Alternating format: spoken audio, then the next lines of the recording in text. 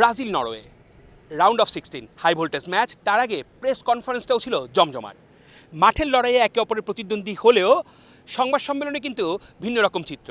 এক কোচ আরেক কোচের সঙ্গে অনেকটাই রসিকতা করেছে, অনেকটাই মজা করেছে এবং একদল আরেকজনকে সমীহ করেছে।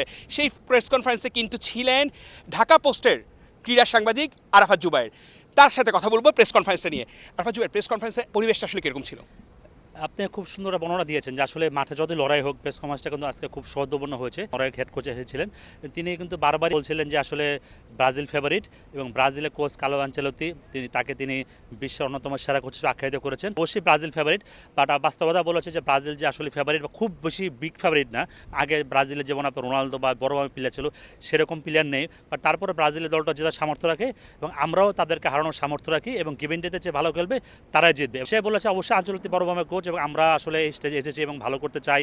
আমাদের আর্লিং হালান্ড আছে এবং আমরা অফেন্সিভ ফুটবল খেলতে চাই এবং আমরা একটা সুন্দর একটা ম্যাচ দেখতে চাই। দলের আপডেটটা কি? আমরা শুনেছি যে রাফিনিয়া শুরুর একাদশে থাকছে না, তার ইনজুরি পুরোপুরি মুক্ত হয়নি এবং নেইমারকে দিয়েও কিন্তু 90 মিনিটের ম্যাচ প্ল্যানিং আঞ্চলিক করবে না। সেই প্রশ্নগুলোর উত্তরে কি এসেছে? ব্রাজিলের প্রেস কনফারেন্সে মূলত আপনার বারবার প্রশ্ন হচ্ছে পাকেতাকে নিয়ে। পাকেতা খেলতে পারছে না, পাকেতার পরিবর্তে কে খেলবে? আঞ্চলিক বলেছেন আসলে বাস্তবিক অর্থে আছে পাকেতার প্রকৃত অর্থে রিপ্লেসমেন্ট পাওয়া যাবে না। অপোনেন্টের সাথে বিবেচনা করে তিনি বেস্ট অলরাউন্ডার চেষ্টা করবেন সেট করার জন্য। মার্টিনেলি থাকতে পারে, সেই থাকতে পারে। নেইমারকে নিয়েও প্রশ্ন উঠেছে আসলে নেইমার এবং ভিনিসিয়াস জুনিয়র জুনিয়রটা এক হলে কেমন হয়? তিনিও বলেছেন ভালো হয়, বাট তারপরে নিশ্চয়তা দেন না যে নেইমার এবং ভিনিসিয়াস জুনিয়র যে একসাথে খেলতে পারবে বা কতটুকু সময় খেলতে পারবে, এটাই নিয়ে প্রশ্ন উঠেছে। আপনার নরওয়ে কোচকে বারবার 3 থেকে 4টা প্রশ্ন হয়েছে আপনার ভিনিসিয়াস জুনিয়রকে, যে আসলে আপনি ভিনিসিয়াস জুনিয়র খুব বড় ফুটবলার, তাকে আটকানোর জন্য তার পরিকল্পনা কি? এবং তিনি বলেছেন আসলে অবশ্যই ভিনিসিয়াস জুনিয়র এত বড় ফুটবলার যে আসলে ওয়ান টু ওয়ান সিচুয়েশন বক্সে বাইরে উভয় জায়গায় তিনি অত্যন্ত বিপজ্জনক। এর পাশাপাশি বলেছেন যে আসলে আমরা শুধু ভিনিসিয়াস জুনিয়রকে না, আমরা পুরো ব্রাজিল টিমকে আটকাতে চাই। তদ্রুপ সেম প্রশ্ন হয় আঞ্চলিকের জন্য, যে আর্লিং হালান্ড এমন ফুটবলার, তিনি সামান্য সুযোগ পেলে গোল করতে পারেন, ম্যাচের পরিস্থিতি বদলে দিতে পারেন। তাকে প্রশ্ন করা হয়েছিল যে আসলে আর্লিং হালান্ডকে নিয়ে আপনার পরিকল্পনা কি?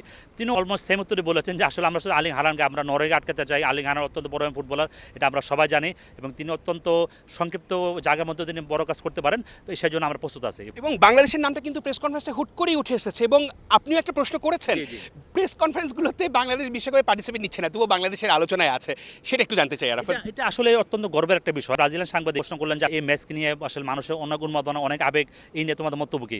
তখন এই ব্রুনো বললেন হ্যাঁ আসলে আমরা জানি আমাদের জয়ের পরে বা আমাদের ম্যাচের দিন অত্যন্ত উন্মাদনা হয়।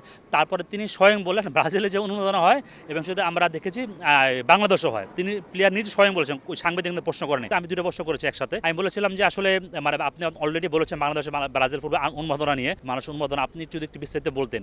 তো পরে উনি বলেছেন যে হ্যাঁ বাংলাদেশের যে সমর্থকদের, ব্রাজিল অনেক সমর্থক রয়েছে, আমরা জানি, অনেক ভালোবাসা আমাদের ব্রাজিল সমর্থকদের। ব্রাজিলের খেলার দিন যে উন্মাদনা হয়, ব্রাজিলের যে মানুষ উন্মাদনা, সেই ভিডিওগুলো আমরা দেখি এবং বাংলাদেশের যে সমর্থক ব্রাজিল রয়েছে সেই ভিডিওগুলো তিনি দেখেছেন বা তার দল দেখেছে। তারপরে ধরেন কিছু রেফারিং নিয়ে বা ভিআই নিয়ে প্রশ্ন করেছিলাম, সেই প্রশ্ন উত্তরে তিনি একটু পর্তুগাল এবং ক্রোয়েশিয়া ম্যাচে টেনে উত্তরটা দিয়েছেন যে আসলে রেফারিং খেলা মান খুব ভালো হচ্ছে, রেফারিংও যথেষ্ট হচ্ছে, প্রযুক্তির উন্নত হচ্ছে এবং পর্তুগালের ম্যাচে তিনি একটা উদাহরণ দিয়েছেন।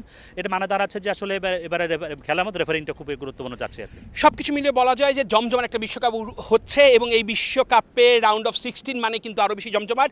জিতে যাবে ফুটবল যখন সমর্থকদের উৎসাহ উদ্দীপনা বেড়ে যাবে আরও বহুগুণে। সব কিছু মিলিয়ে কথা বলছিলাম নরওয়ে এবং ব্রাজিলের প্রেস কনফারেন্স নিয়ে। ধন্যবাদ আরাফাত জুবায়ের আপনাকে, পুরো ডিটেলসটা কিন্তু আমরা জানলাম এবং ব্রাজিলের সমর্থক শুধু বাংলাদেশ না, সারা বিশ্বের ব্রাজিল সমর্থকদের যেরকম প্রত্যাশা থাকবে ব্রাজিল এই রাউন্ড অফ 16-এর বাধা পেরিয়ে কোয়ার্টার ফাইনালে উঠুক এবং নরওয়েও তাদের সাধ্যমতো চেষ্টাটা করুক। নিউ জার্সির মেটলাইফ স্টেডিয়াম থেকে অর্ণব বাপি, ল্যাটিন বাংলা।